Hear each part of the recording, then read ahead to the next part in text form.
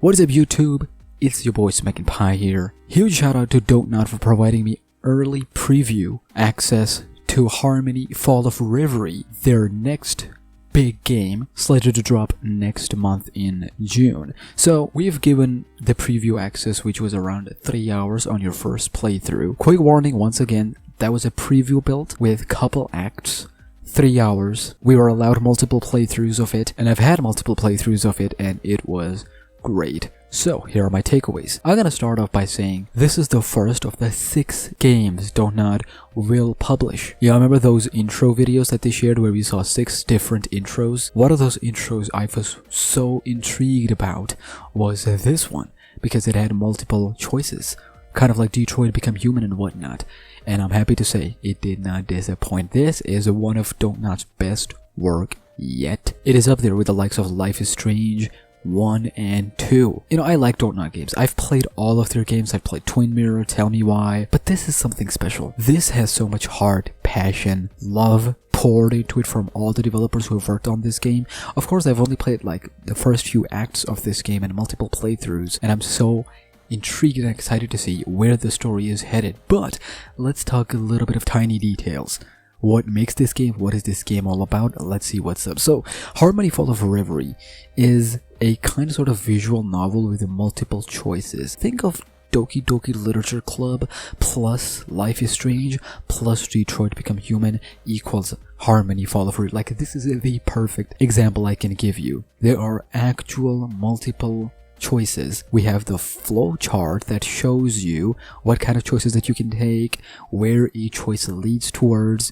Now again, I've only played first 3 hours of the game, so I don't know how deep the lore goes in terms of what kind of choices you take, but it is evident because after every chapter you're thrown back onto the flow chart, which I'll come to in just a second, where it is shown what path you've taken, and based on how you play you can even see some of the future paths, their subtexts, and you can then plan towards that, leading up towards it while you're playing. So let's set up the stage, alright? So you are playing as Harmony, this character who comes back to this town after a while. MK, this evil corporation, I know, stay with me. This evil corporation has, you know, claws all over the city, new AI tech, people don't like them, but they make jobs, and all that nasty stuff, right? We all been new. But the twist is, her mother, whom she doesn't see eye to eye with before she left the town, before she left her, has gone missing. And now she's here for some answers. So when she comes back, she has this necklace, right, that she found in her mother's room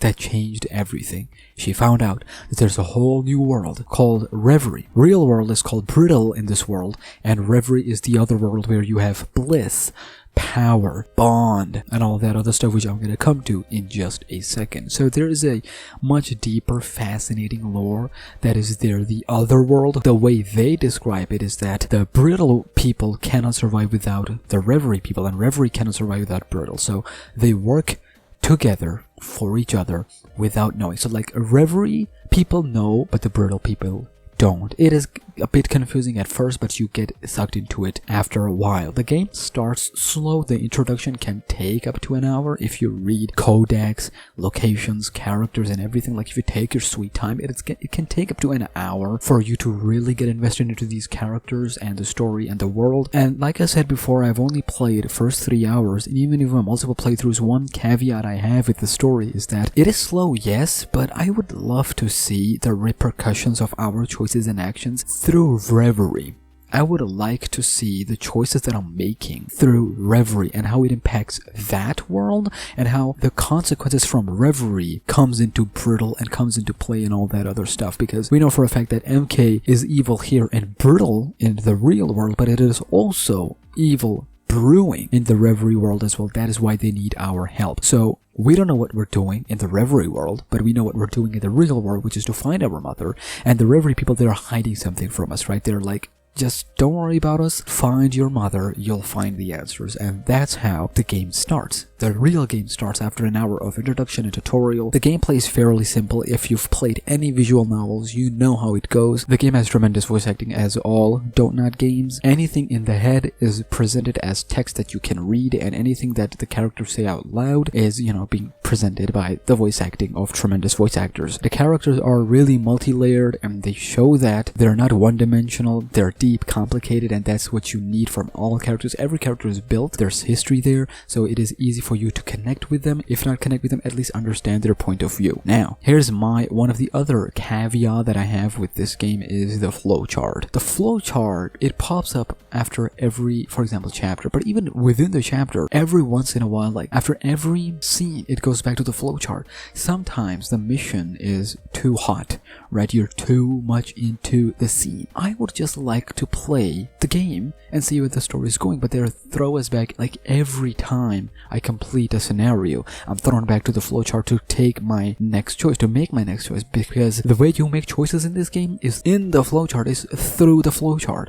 The way you progress the story is through the flowchart. So you see these circles are like, think of them as cutscenes. Not really, cutscenes are different in this game, but think of them as scenes that play out, the dialogue that play out. You click on them to make your choice, others gets locked, you progress through the story. Each act has 2 to 3 multiple conclusion, and each conclusion then leads towards the next act. Fair to say that this is Don't most varied work, if that makes any sense. Like, they've done a variety of projects, right? They made games like Life is Strange, but they've also made games like Vampire, but now they're, dipping their toes into games like a visual novel. So this is everything that I was hoping that they would do, and then some. But if I'm them, I would probably take it a little bit notch back and present the choices in the visual novel itself. Present the choices there, so I'm not taken out. Like, every single time I have some dialogue, I'm then thrown back to the flowchart. That is something that took me out a little bit every now and then, but didn't take me out completely. I was still excited for it. I would also recommend you guys, since you're gonna check out the demo and whatnot, to play through in one sitting. Your first playthrough in one sitting, so that you really get invested. Also, there is this circle right here. Depending on which choices you make, you can get close to these aspirations, as they would like to call them. The people from Reverie, the bliss, truth, power, depending on your choices. Bliss is a fantastic character. So on the surface, it is just your usual mother's gone missing. We gotta find what happened. Evil corporation is involved.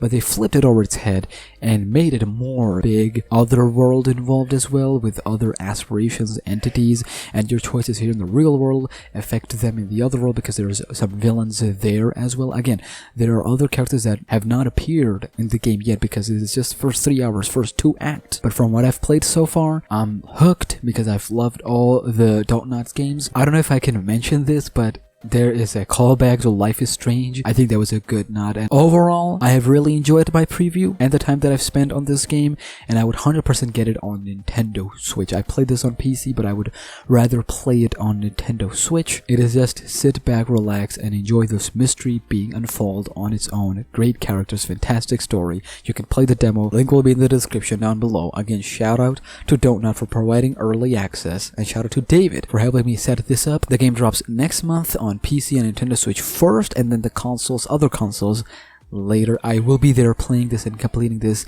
when the game drops. So excited for Don't future. There are so many other games that are coming. The Banishers game that is being published by Focus Entertainment and being developed by Don't, I'm excited for it the most. So for more, yay.